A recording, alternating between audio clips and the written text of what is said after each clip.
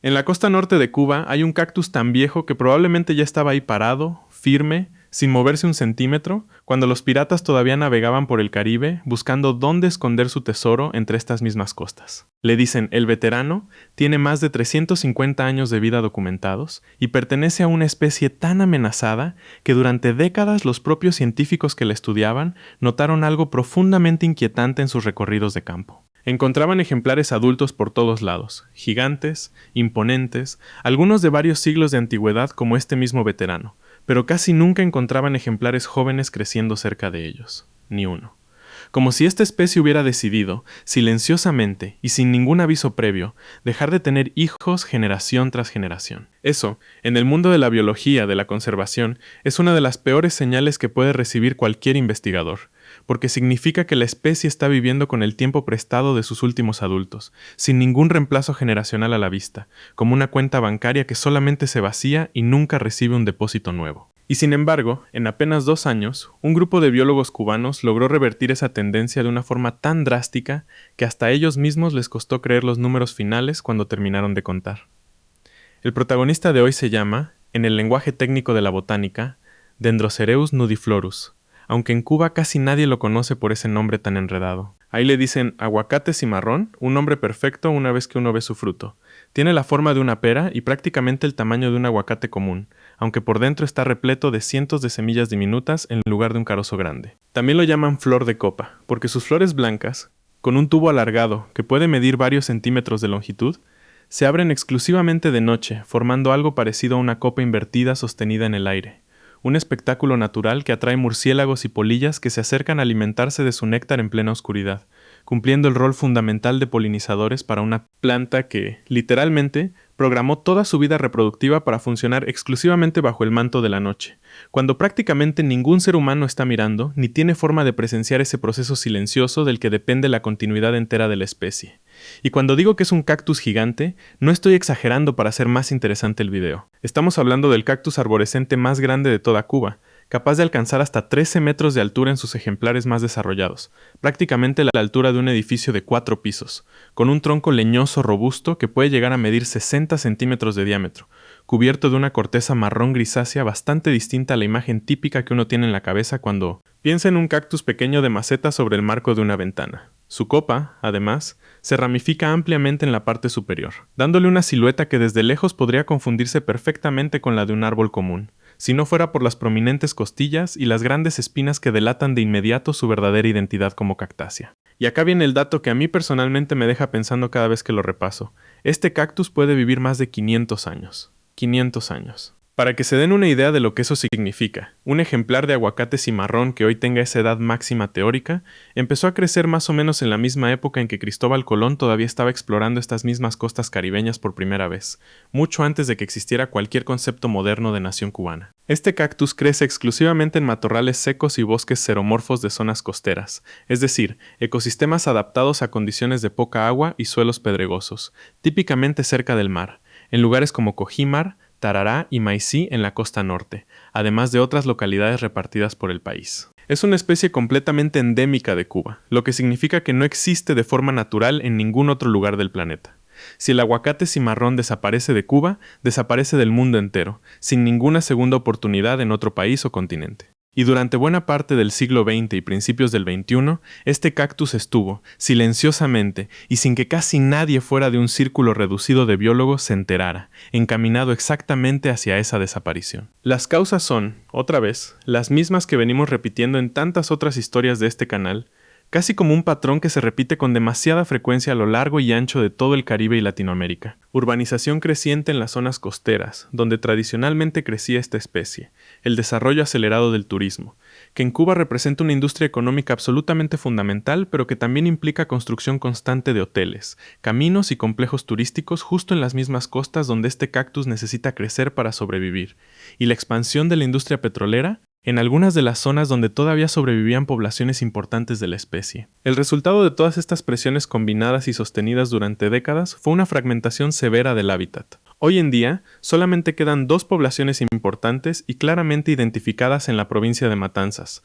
una en Puntaguanos y otra en Baraicacos, junto con poblaciones más pequeñas y dispersas en otras zonas del país como Guajimico, en Cienfuegos, y Jatibonico, en Guantánamo, cada una separada de las demás por kilómetros de territorio donde la especie ya no logra sobrevivir. Pero el dato que realmente encendió las alarmas entre los botánicos que estudiaban esta especie no fue solamente la cantidad de individuos restantes, sino algo mucho más preocupante y difícil de revertir a corto plazo: la estructura de edades de esa población. Los relevamientos de campo encontraron que casi todos los ejemplares localizados en las distintas subpoblaciones eran adultos maduros, muchos de ellos con décadas o incluso siglos de vida encima, y que prácticamente no se observaban juveniles en ninguna parte, ni plántulas recién germinadas, ni ejemplares intermedios en pleno crecimiento. Para cualquier biólogo con experiencia en conservación, esa es una de las señales más alarmantes que puede arrojar un estudio de campo, muchas veces más preocupante incluso que un número absoluto bajo de individuos. No es lo mismo encontrar una población pequeña pero con individuos de todas las edades representadas,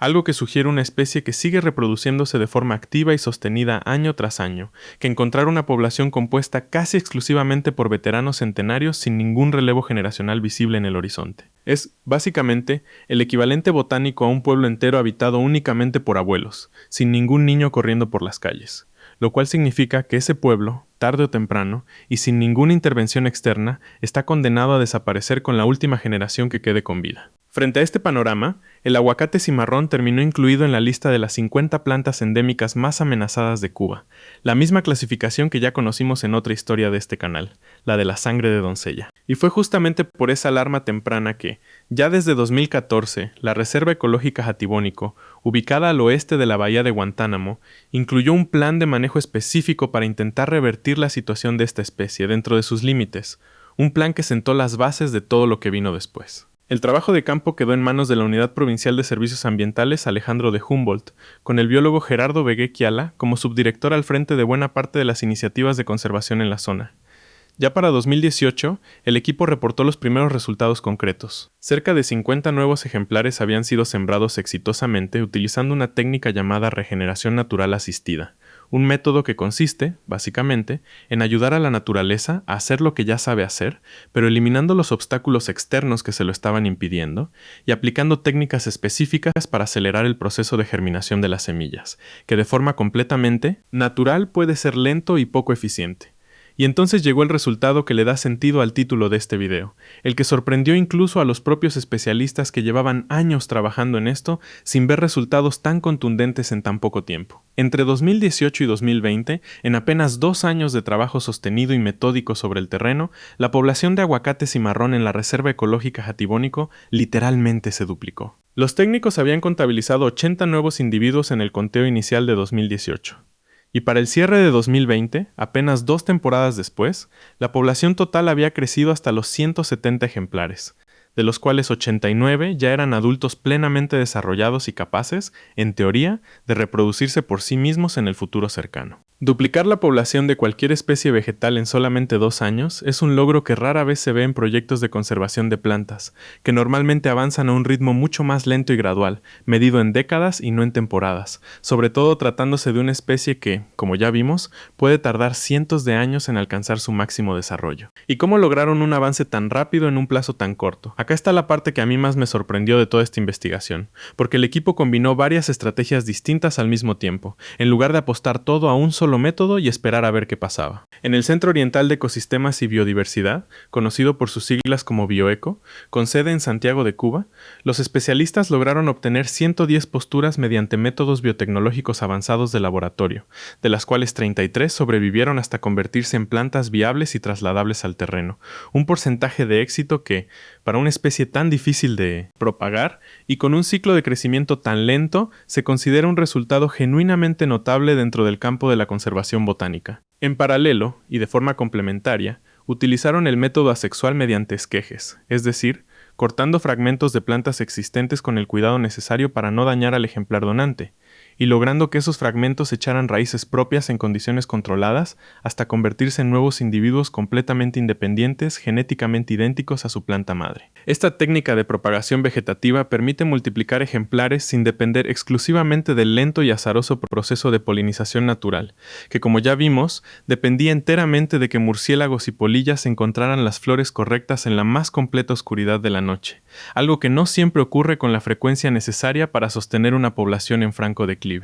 Y no fue solamente un esfuerzo aislado y puntual en la provincia de Guantánamo, que también trabajó en la historia de la sangre de doncella, que ya les conté en otro video de este canal, desarrolló su propio proyecto enfocado específicamente en el aguacate cimarrón, monitoreando 9 de las 12 subpoblaciones conocidas de la especie repartidas por todo el país durante 2017. Un esfuerzo logístico considerable teniendo en cuenta lo dispersas y de difícil acceso que resultan muchas de estas localidades costeras. El resultado más significativo de ese proyecto en particular fue la reintroducción de 1.144 plantas de aguacate cimarrón en su hábitat natural, todas propagadas previamente en viveros locales creados específicamente para este propósito, con un cuidado meticuloso durante los primeros meses de crecimiento antes de llevarlas de vuelta al terreno. Según los propios responsables del proyecto, esa cifra representó, prácticamente, duplicar el tamaño total de la población conocida de la especie con esas plantas propagadas artificialmente y luego devueltas a su ambiente natural, un logro que ellos mismos describieron como un llamado desesperado convertido,